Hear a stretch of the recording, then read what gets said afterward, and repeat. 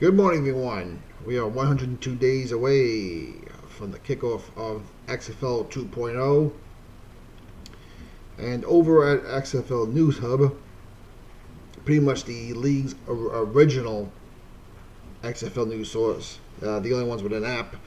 Uh, they did an interview with Corey Vereen's agent Logan Brown. Logan Brown specializes in player contracts, pre-draft services, as well as post financing for post-retirement of football. But as we know, Corey Vereen, who is the AAF's second leading sacker and one of the top defensive players, recently turned down the XFL for saying that the money is not worth it. Now, to know Corey Vereen, as I learned from his agent just a few minutes ago, he's a man of faith. Yeah, he's a praying man. His dad's a minister, and he has a degree in computer science from Tennessee, and currently has a real good job with it right now.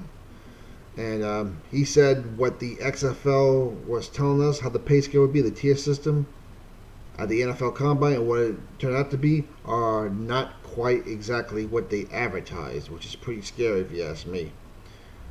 So he decided, with his knee injury, since the Cardinals didn't want him, he figured it wasn't worth the risk for what they were paying him for, and he would make more money doing what he's doing now in computer science, which fine, I can understand. Plus, he has health insurance, and Logan Brown wanted to say that the players' health insurance is a little gray right now. They don't know how it's going to work. If it's going to be a whole year thing, or it's just going to be strictly from December 4th to May 31st.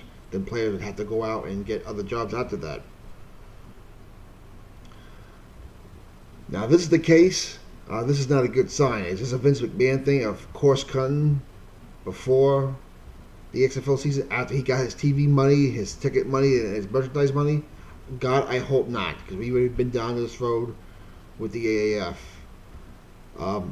Because if we notice that people like Ben Vereen and other players are dropping out of the draft, so they're not going to play, you don't think the TV networks are not noticing this? I mean, we just got a big contract with ABC, Fox, ESPN, and Fox Sports 1. This is not the time to be playing around with these people. Yes, Vince, I understand. I don't know if it's a Vince thing or if it's an Oliver Luck thing, but Oliver Luck went over several times what the pay scale was going to be.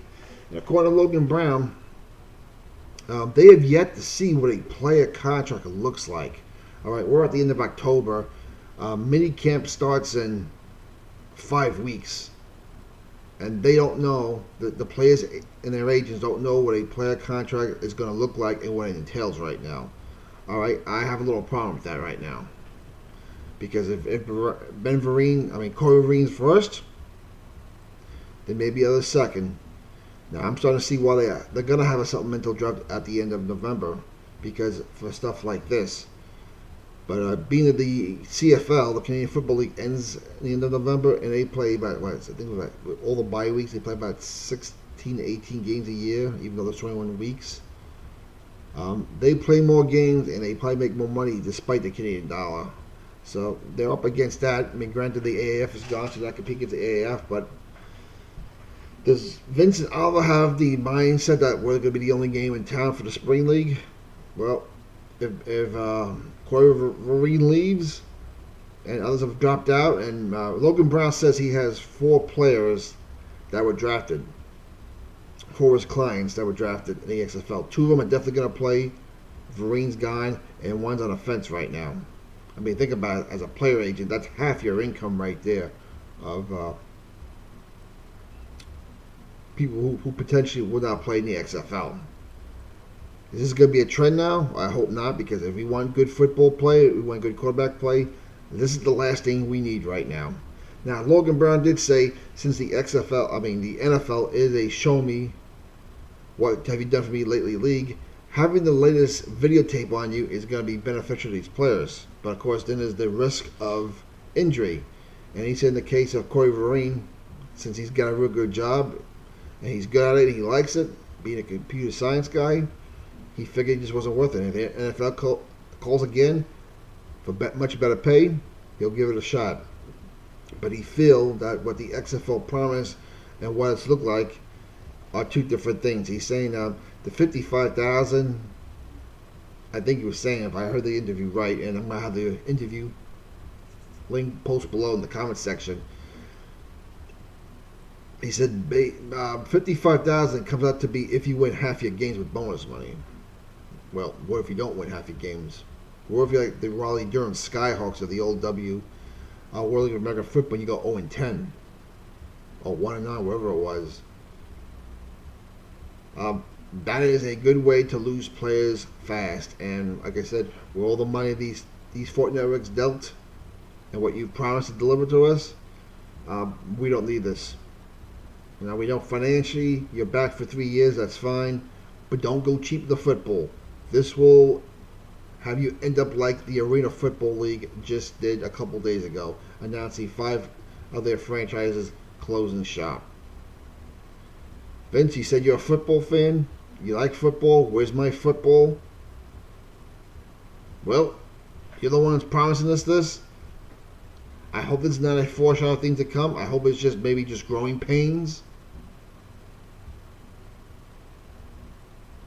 But as a fan who just invested in the season ticket for the Guardians, this does not make me happy. Who's next?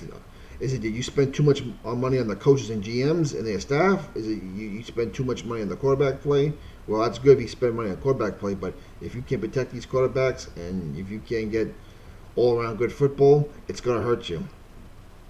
I'm not down the league right now. I'm just a little concerned.